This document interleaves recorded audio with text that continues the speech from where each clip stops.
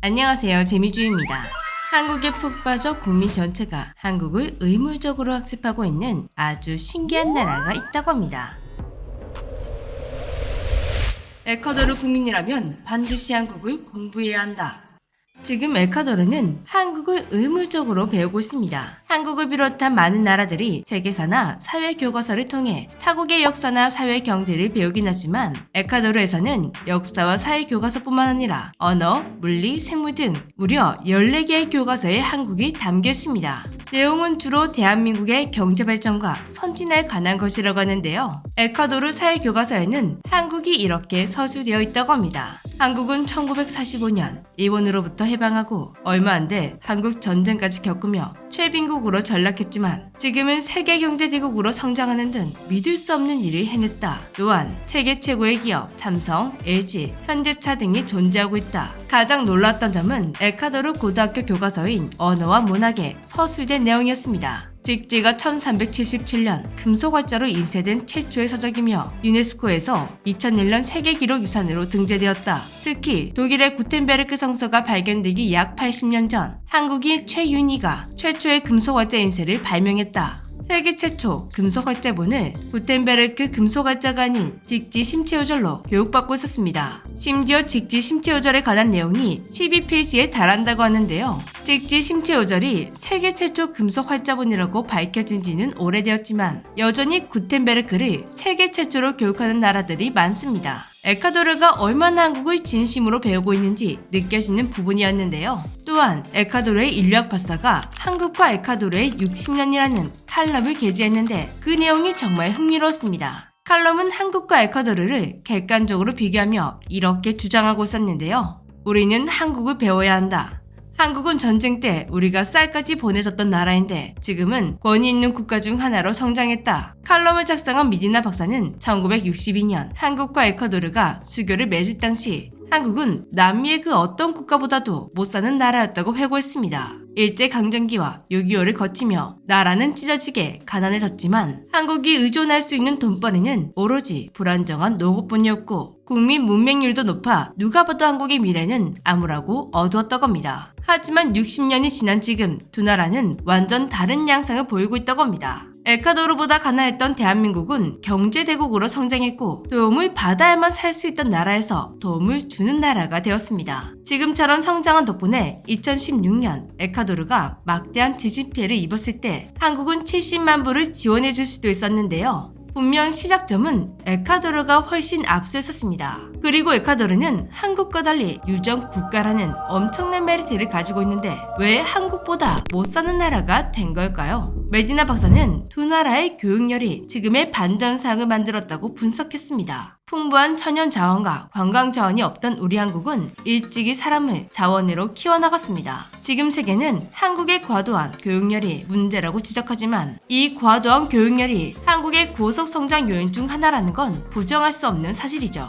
보통 가난한 나라에서는 가난하기 때문에 공부를 하지 못합니다. 오늘 당장 살아가는 것이 더 중요하다 보니 아이들도 학교가 아닌 일터로 향합니다. 그런데 한국은 가난을 벗어나기 위해 공부를 해야 한다는 인식이 강했습니다. 정부도 그렇게 생각했기에 1959년 초등학교 무상의무교육을 시작했습니다. 덕분에 가난 속에서도 포기하지 않고 학업을 이어나가는 사람들이 늘어났고 그런 노력들이 모이고 모여 삼성, LG, 현대 같은 세계적인 기업들이 생겨났습니다. 반면 에콰도르는 1960년대 말 잭팟이 터졌습니다. 아마존에서 대량의 원유가 발견되며 1970년대부터 본격 석유 생산에 들어가게 되었는데요. 석유는 곧 에콰도르 GDP의 25%를 차지했고 1970년대 두 번의 오일 쇼크를 거치며 에콰도르는 엄청난 이득을 챙기게 되었습니다. 석유가 펑펑 나오는 나라다 보니 외국은행에서 돈도 잘 빌려주었다고 하는데요. 한국은 정재용 회장님이 조선소를 짓기 위해 500원짜리 지폐로 열심히 투자처를 설득할 때 에콰도르는 말만 하면 척척 돈이 나왔습니다.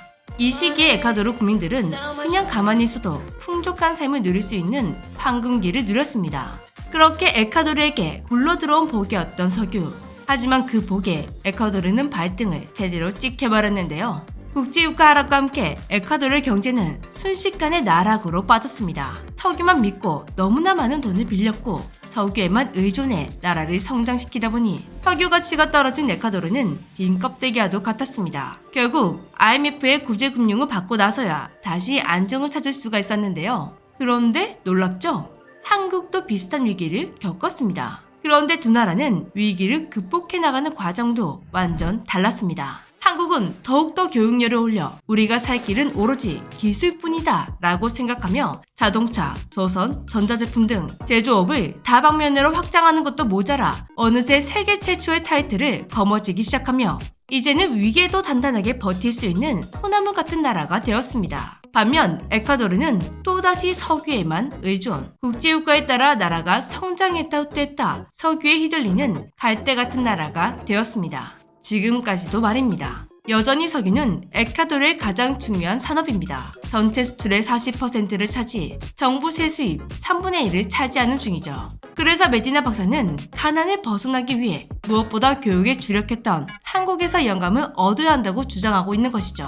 그런데 한국이 잘 사는 나라가 된 지는 꽤 오래되었는데 왜 에콰도르는 이제서야 한국에 집중하고 있는 걸까요? 여기에는 어김없이 한류가 있었다고 합니다. 그동안 에콰도르는 본국의 상이 왔다 갔다 하다 보니 다른 나라를 신경 쓸 여유가 없었습니다. 그렇다 보니 지구 반대편에 있는 가난한 한국이 어떻게 변했는지 알 턱이 없었는데요.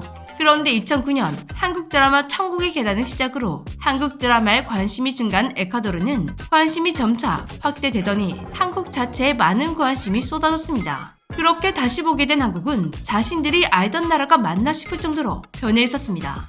에콰도르 사람들은 한국이 궁금해졌는데요. 그렇다 보니 어느새 에콰도르 교과서에 한국이 등장하게 되었고 한국학 강좌도 개설되는 등 에콰도르가 한국을 배우게 된 것입니다. 해외에서 한국어 강좌가 열리는 건 많이 봤지만 한국학 강좌가 개설되었다니 정말 신기했는데요. 이 강좌에서는 한국의 역사부터 경제발전, 한류까지 한국에 대한 모든 것을 체계적으로 배울 수 있다고 합니다. 이 강좌를 주로 수강하는 사람은 에콰도르의 외교, 통상 분야의 공무원들이었다고 합니다. 최근에도 에콰도르는 큰 위기에 처했다고 하는데요. 기상변으로 가뭄이 지속되며 수력 발전에만 의존해오던 에콰도르는 전기가 부족해졌다고 합니다. 정말 심각하다 보니 야간 단전이 시행되고 있는 중인데요. 단전 시간이 최대 8시간, 일부 지역은 15시간이 넘게 단전이 이뤄진다고 합니다. 다른 석유 보유국들은 전기가 남아돌아 전국민 전기세가 무료인 곳도 있는데 석유 보유국이 전기가 부족해서 이런 위기를 겪고 있다니 에콰도르가 왜 한국 같은 나라가 되고 싶은지 알 것만 같습니다. 에콰도르가 한국을 정말 열심히 공부했다면 알 것입니다. 위기에 강한 한국. 에콰도르도 한국처럼 위기에 강한 나라가 되어 하루빨리 국가 안정을 찾았으면 좋겠네요. 지금까지 재미쥐였습니다. 안녕.